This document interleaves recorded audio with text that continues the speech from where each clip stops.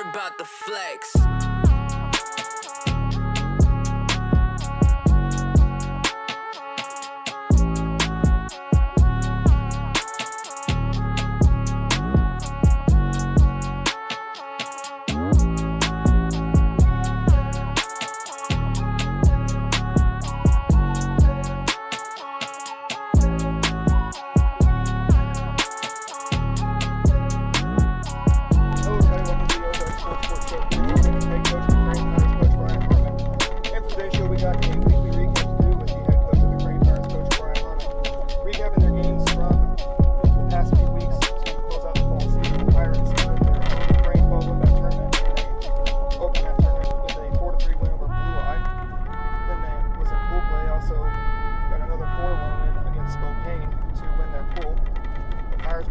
Semifinal round, and they defeated Conway, got their first win against Conway in program history with a 12-6 win over Conway. Then the Pirates advanced to the Crane Fall Woodbat Tournament Championship game, and they played Hartville.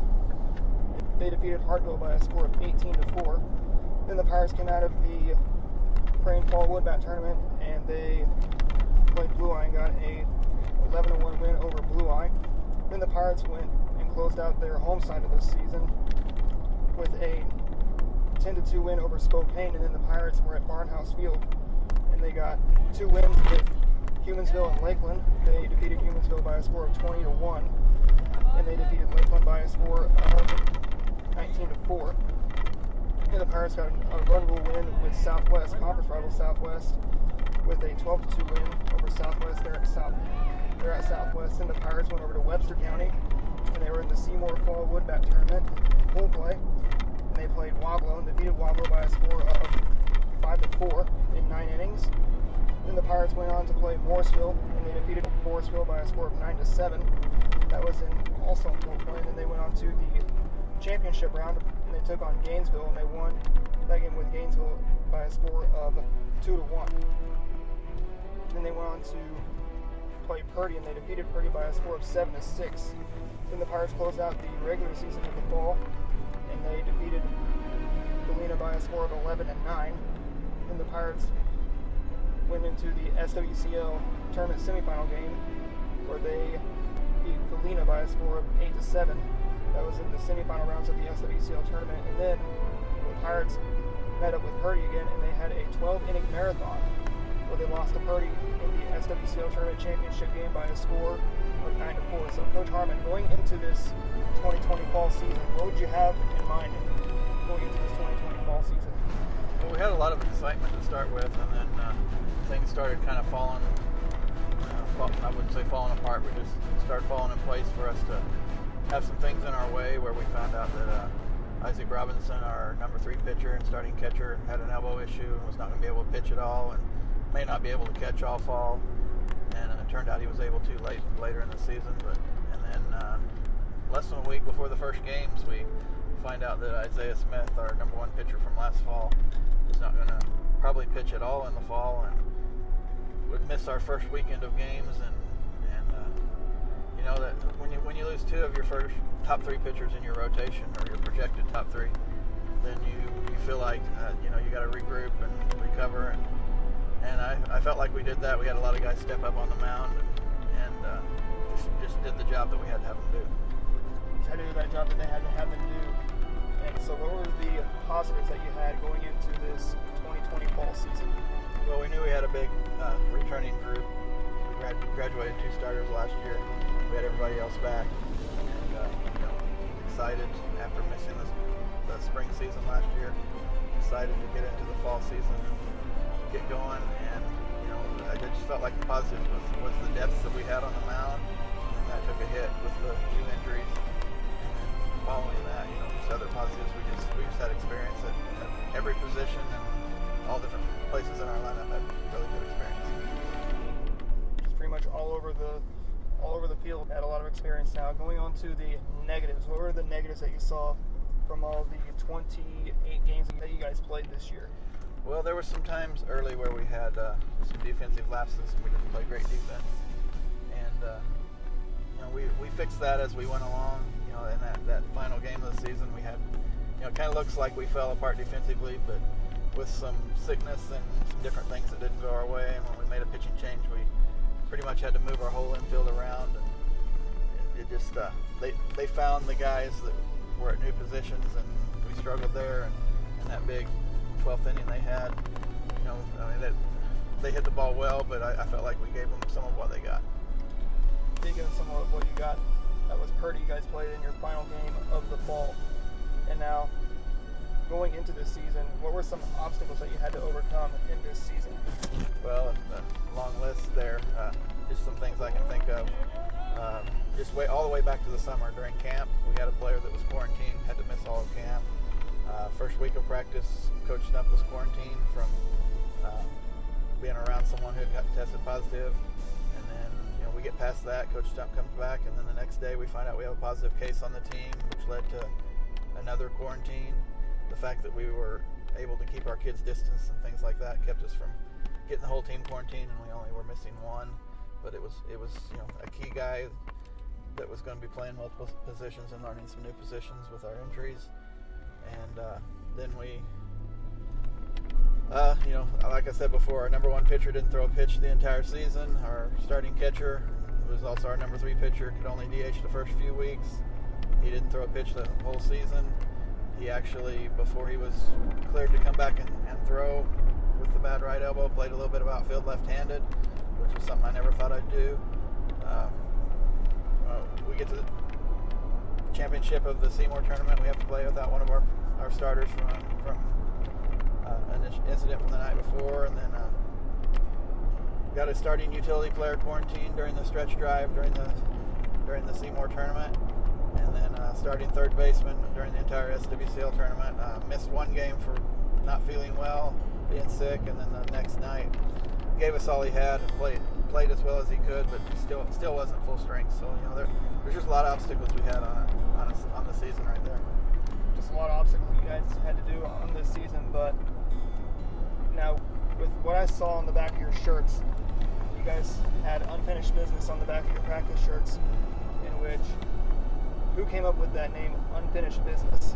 Well, every year we go in with our practice shirts and coaches kind of talk about, what would be a good slogan, what would be something.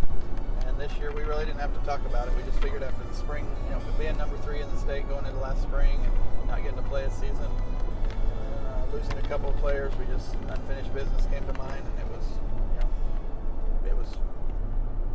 pretty natural. We went with that, and we feel like we lived up to it as well.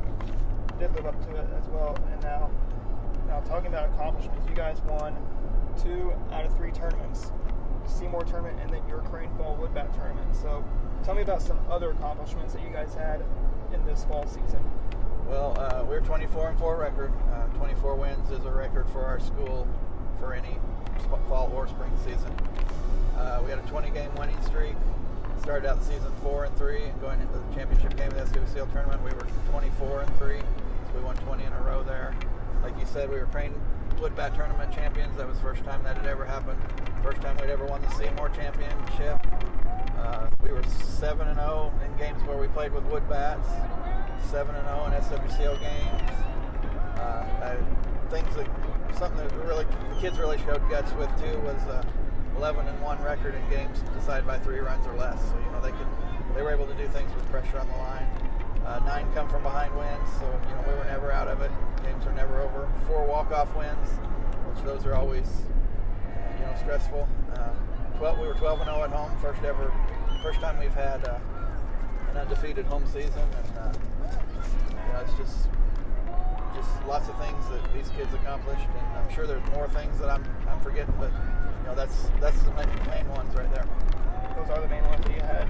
An undefeated home season, winning 3 tournaments, also going undefeated conference-wise, but you did lose one conference game, that was to Purdy at the very end of the season. And also, you mentioned you were undefeated going with Woodbats. Yes. And so now you had 4 coaches, including you, 4 coaches that took duties on the field. Tell me about what what roles that they played and what each coach did at Crane. I'll start with myself. I kind of am the organizing guy and put everybody in the place they need to be successful. And I'll organize practices. I'll let coaches give input, but I'll put the plan together each day. And then as far as when games come, I'm the one that puts the lineup together. I'm the one that I guess manages the game throughout the game, but I don't do any of those things without input from the coaches, the other coaches. Coach Stump, assistant coach, he coaches first base. He's our hitting coach and infield defensive coach. Does a good job with both of those things in practice. Coach Martin, assistant coach as well.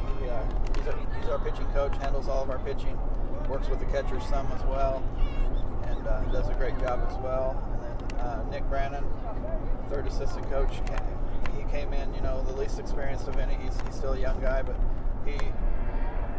Coach Martin turned over the outfielders to Nick, and Nick really improved our outfield defense. You saw a lot of great plays that our outfielders made, and I attest a lot of that to Nick, and he also does a great job for us.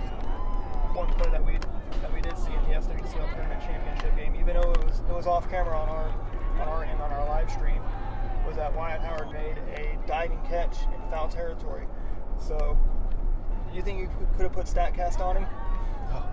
Well, I wouldn't want to see the speed because Wyatt doesn't run fast, but Wyatt does get, for someone who's new to the outfield, only been playing there a few months, he gets great reads on the ball, gets great jumps, and on that one, we started our season at US Ballpark, and in our third game of the season against Licking, he attempted to make almost that identical catch and come up with, we thought he might be injured at the time, and he was able to come back and actually closed out that game on the mound, but this time he was able to make that catch, and he read it off the bat, and I just, kind of watching him as he got to that ball, it kind of seemed like he knew he had it all the way. It seemed like he did have it all the way. And now, as a team, what was the mentality that you had in the close games that you had this fall season?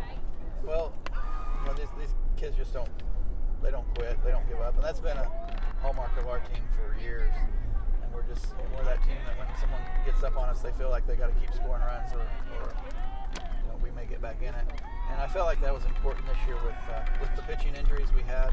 We had other pitchers that were making appearances that were inexperienced, and early in the season we were able to, as long as those guys kept the game close, we were able to come from behind and win some games late.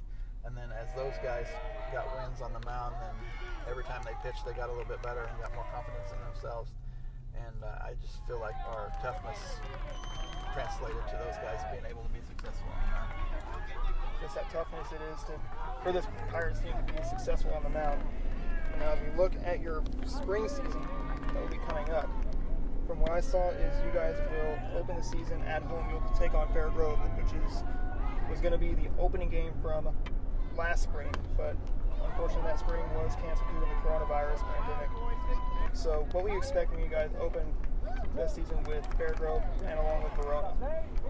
Fair Grove's always a great program. Coach Overstreet does a great job with them. And he and I have been trying to hook up for years on a game, and it just turned out last year that it fit. And then when it was canceled, we talked again and said, hey, let's just keep it. We'll play it at Crane like it was scheduled last year. And then with Verona, Chris Long, who was the coach there last year, he and I have gotten to know each other over the years, and we set that up. He's moved on. He's the new head coach at New Covenant, but we kept that on our schedule, and it'll be a good, fun Friday. They'll play each other at 3 o'clock, and then we'll follow with playing each one of them after that. So you guys will follow with both Verona and Fair Grove after they play each other there at Crane. And also talking about tournaments, you're in not one but two tournaments this season. You're going to be in the Purdy tournament, and then you're going to be in the Hartville tournament. What do you know about the Purdy tournament and the Hartville tournament? They're both loaded tournaments. They're really tough. The Purdy tournament, it's not a new tournament, but Coach Hughes has expanded it. It's been a 14 tournament. It's been a 16 tournament. Now it's going to 8. He asked if we could join that, and we do have games that Saturday of that week, and I told him, if we could get the tournament in by Friday, then we're all in.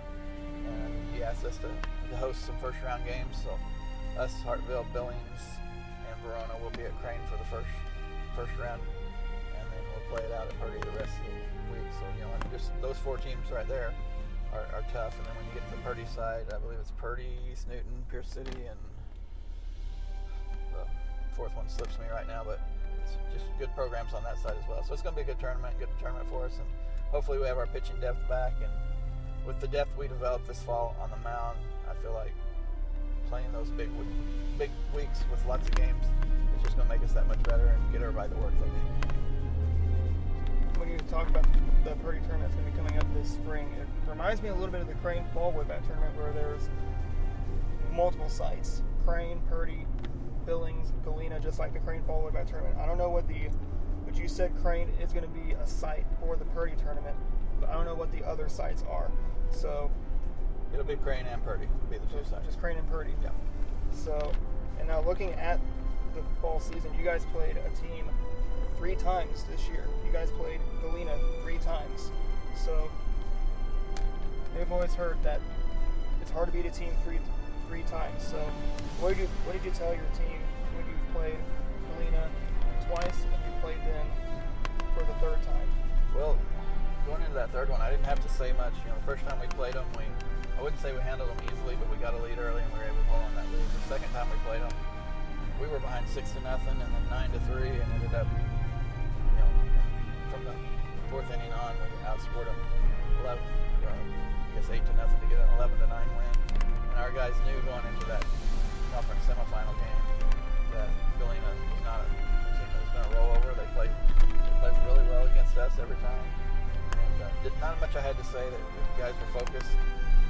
Rolled around in our minds for several days who's going to pitch which game. We kind of knew what 2 starters were going to pitch those 2 games. And with Aiden Shepard being sick, that kind of, he was going to be one of our relief pitchers. That kind of took that out of the option. But between Chase Conrad and Coy Esri, we knew they were going to be our starters, and kind of flipped it back and forth. And even going into the practice the day before, Chase and Coy both knew they were going to pitch one of the 2 games. They didn't know which one yet. At the end of practice, we let the guys know that Chase was going to be throwing. Everybody was excited for him, and he was excited to go do it. 8-7 sounds like he got hit hard, but he was really efficient. We made a lot of defensive mistakes that game. He was in the 70-some pitch range in 7 innings while giving up 7 runs. He gutted it out. And like you said, it's hard to beat anybody 3 times, and it's even harder to beat a good team 3 times, which Galena is a good team. And we were able to find a way to do that with the we did come from behind early, but the big walk-off hit by Wesley Clark late in the game, and kind of tried to ride that momentum into the championship game. And felt like we played really well for 11 of those 12 innings in that championship. I've always said the longer a game goes, the less you go into a game feeling like you know who's the better team and who's likely to win or whatever. The longer you go in the game, the less you know what's going to happen, and the more intense it gets, and it just comes down to execution. Purdy was able to execute a little more than they were that day. It does come down to execution. And now, talking about one of your players in Wesley Clark, he's a senior. Let me tell you that he's been an asset for this Crane team.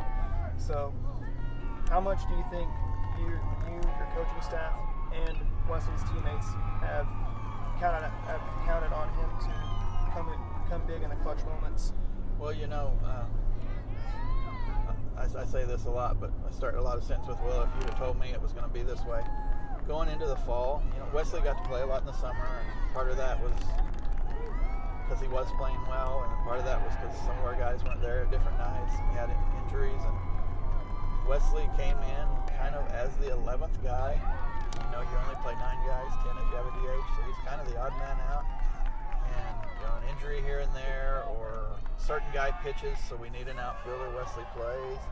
It started the 3rd game of the season at same place, pretty much just same type of situation against Licking. He comes up, in that case he got a big bases clearing triple, and from then on, we spotted him some places. He didn't start every game, didn't play every game, but he's one of those kids that can come off the bench as a pinch runner if he's not playing.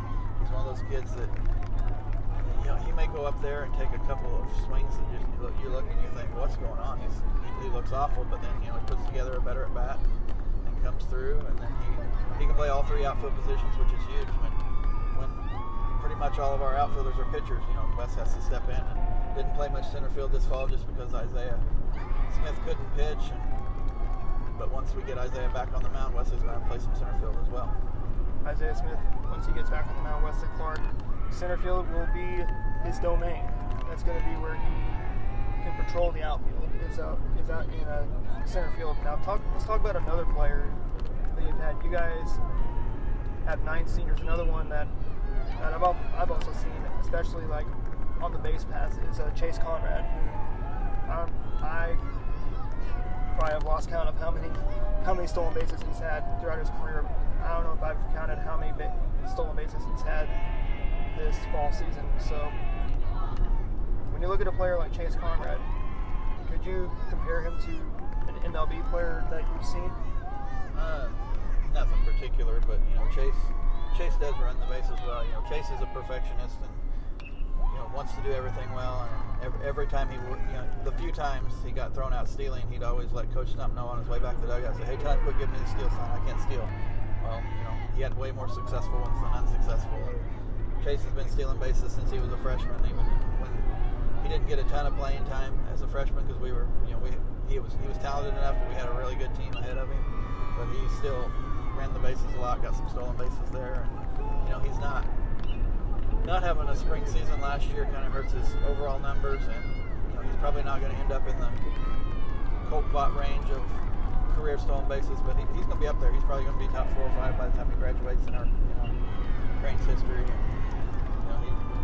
he runs the bases well, and more so than the stolen bases, it's the getting first to third on hits, being able to score from second. When we in the top of the 11th of the championship game, Purdy put up 2 runs. Chase drove in the run to cut it to 1. He's on second. He scores the tying run, and things that people don't even notice. That a lot of guys might not score on that play. He gets good jumps and rounds the bases well, and I can't say any more. Also, or can't say enough about how Chase did on the mound this fall. Chase has been a pitcher for us all 4 years. His sophomore year, he was pretty successful, and then he dropped off his junior year, did not pitch real well, and we didn't know where he fit with our rotation, but with the injuries he stepped up and he won some huge games for us. He had a couple big strikeout games. He had a big win over Morrisville in the Seymour tournament, and the big win over Galena in the semifinal, and I believe Chase went 6-0 this fall, and without him on the mound, we don't have the season that we do. Wouldn't have the season that you guys had without Chase Conrad. And now looking back at the spring season, you guys play 3 schools from the Big 8. That is going to be Hollister, Reed Spring, and Cassville. You'll play Cassville over in Springfield at New Covenant Academy. So when you're looking at teams like Hollister, Reed Spring, and Cassville, forget to mention that Hollister was a former conference opponent, as they were back in the SWCO back in about 2005, 2004, 2006. I don't know when they left the SWCO. So when you look at a team like Hollister, a team like Reed Spring, and a team like Cassville, what have you seen from those teams? Well, they're great teams, all of them. We've never beaten Reed Spring. We've always played, not always, but a lot of times we've played them tough, played them competitive. Coach Funk always makes the comment that it's going to come down to the 7th inning every time we play. It's a great, we play them that first weekend, and it's always a great opportunity for us to play the bigger school. Hollister, they were in the SWCL. I believe they left in 2008, and it's hard to believe that in the 12 years since they left, they've gone from slightly bigger school than what we are to up to a Class 4, maybe a Class 5 school before long. And they've just exploded with the population down there. And I really respect their coaching staff as well, with Coach Oxenrider and Coach Teester. And it's always fun when we play them. And then Cassville, we haven't played in several years, not since the Rod Hemphill days, and we weren't able to beat them in those days. But we like the opportunity. They've got a new coaching staff coming in with Ron Hudson and Coach Jones, who used to be at Gainesville, as his assistant. And I know they're going to be coached well again. And it's fun. I hadn't thought of it myself that we were going to be playing 3 Big 8 schools, but they're all new to the Big 8 in the last few years. But they are tough baseball schools, to be sure. They are tough baseball schools. When you look at those teams that are in the Big 8, and now looking at another player which is Coy Essery, who's also pretty much been in the outfield then he's also come on the mound. So what do you know about a player like Coy Essery? Well, Coy had never thrown a varsity inning until this fall. And, Coy's always come to us and said, hey, I've been working on my pitching. I think I can help us, and throwing some JV innings. And this fall, we planned to use him some this fall, but he kind of got thrust into it because of the injuries. And, it just seems like our rotation fell every time in a tournament where, okay, Coy, you got the championship game. And I remember Coy's dad coming to me before the championship game, his first championship game in our tournament. He said, boy, I hope you've made the right call. And I said, well, I know you're nervous, but I know Coy's not. Coy went out, pitched well against a good Hartville team. Same thing against a good Gainesville team at Seymour. And then, we did lose that game to Purdy, but none of that had to do with Coy's performance on the mound. He went 9 innings, and in the days of pitch count, you just don't see that anymore. He was at 97, 98 pitches when we got him out there after 9. We were a certain situation away from bringing him back in to try to get a couple hitters with his last 8 pitches. And, I can't say enough. Coy was 7-0 on the mound and won 2 tournaments for us. Didn't get the loss in the last championship game, but deserved the win had we put some hits together at certain times.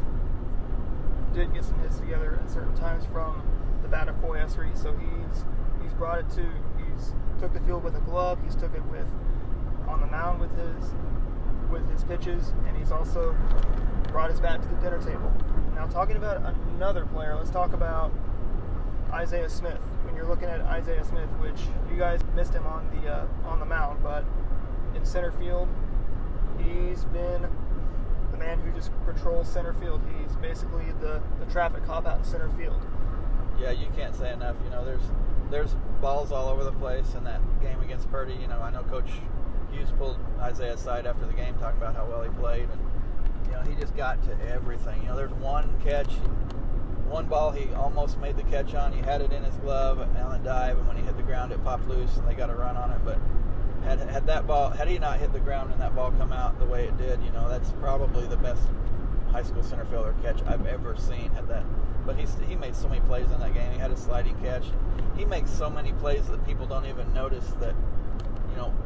They notice the diving plays, sliding plays, all that. But he gets the balls standing up and kind of glides to them that makes balls that are hard look easy.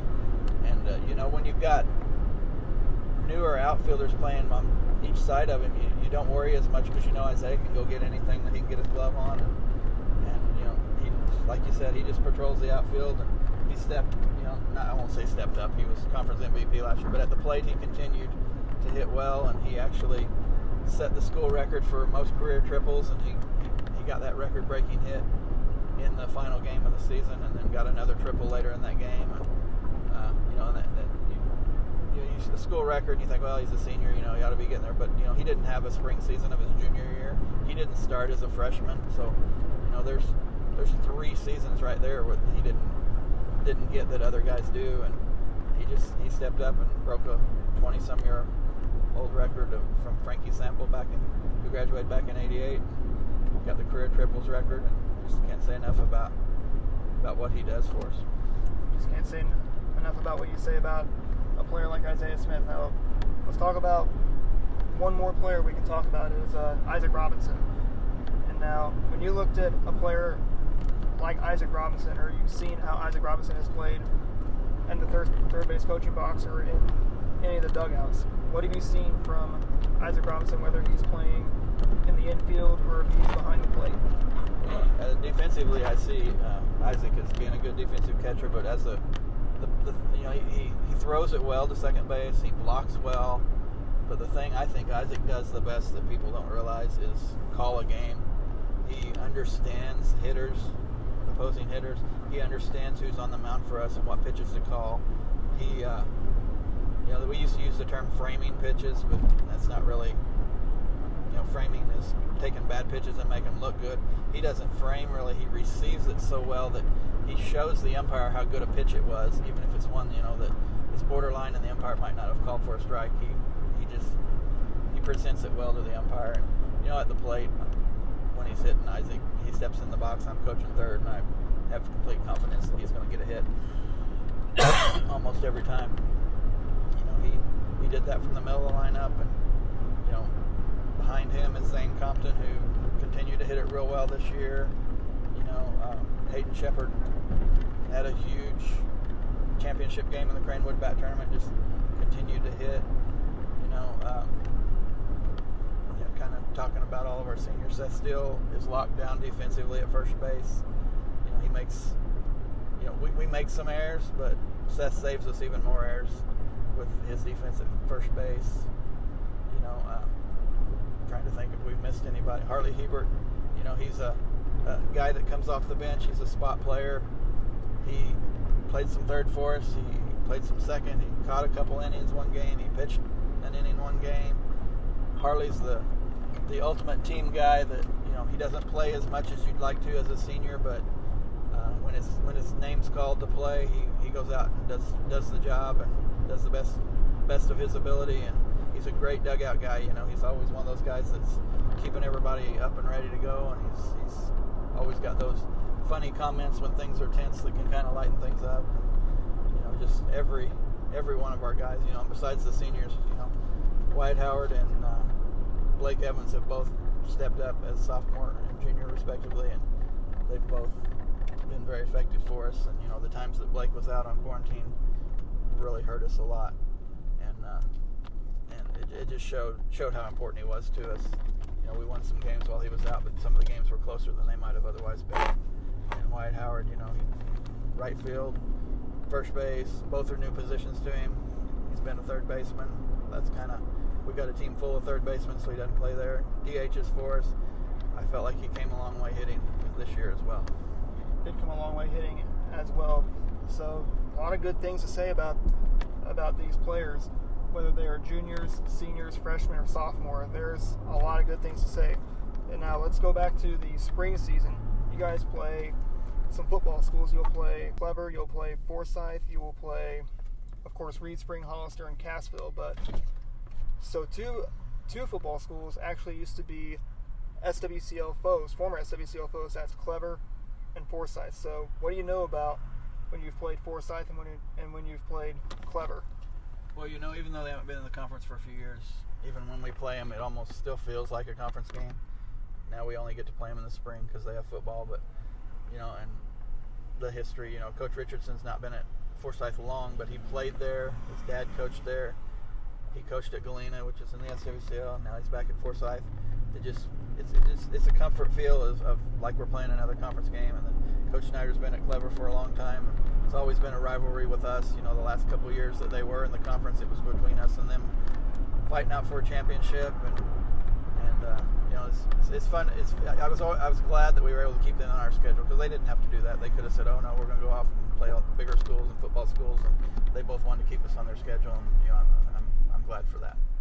Very glad for that. Now, as we let you go, if there were 5 words you had to say to all the coaches that you played this year or this fall season, what would be the words that you would say to all the coaches that you played, including the one you played last in Coach Trout shoes from Purdy? Well, all the coaches, we build. When you build a schedule, in the fall it's harder because not as many schools play, but when you build a schedule, you want to play quality teams, and almost always, if you're playing a quality team, there's a quality coach at the top of it. And not only, in our conference, not only in our area, not only great head coaches, but there's a lot of good assistants out there. Coach Hughes has Coach Mann, who's been with him for a few years and does a great job. There's just several great assistant coaches. I don't want to start naming them because I'll leave some out, but you mentioned Coach Hughes specifically, and he and I talk regularly. And after the championship game, we gave it a few days. I mean, we exchanged a couple text messages, but we gave it a few days, and then a week or so later, we've talked a lot about the game several times since. And he sees some things I don't. I see some things he doesn't. But mostly when we talk about the game, we can point to specific moments. He issued 3 intentional walks, and every time he issued an intentional walk, we had a pretty good hitter coming up after that, but it worked out for him on all 3 occasions. And it's coaching strategy is it's like sometimes like a coin flip, but you got a lot more information than you do on a coin flip. So he does a great job, and I just know with the schedule we play with every one of the coaches that you can't come into the game and not be on your best, or you'll get out coached. You will get out coached, and that will end today's show for today. We hope you enjoyed our show. We hope you enjoyed us sitting down with the head coach of the Crane Pirates, Coach Bryan Harmon.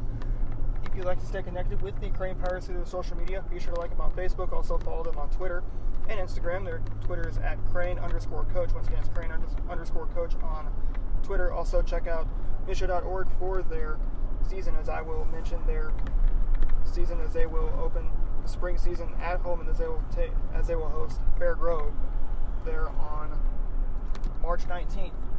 If you'd like to stay connected with Ozarks Sports Report through our social media, be sure to like us on Facebook, follow us on Twitter, subscribe to our YouTube channel, follow us on Instagram, and check out our website. Our website is ozarksportsreport.wixsite.com/ozarksportsreport. One final time, I want to thank head coach Bryan Harmon for sitting down with us to recap this fall season as we recap the Crane Fall Woodbat Tournament and the Seymour Fall Woodbat Tournament, along with the Taylor about the flex. tournament to end the fall season. Congratulations.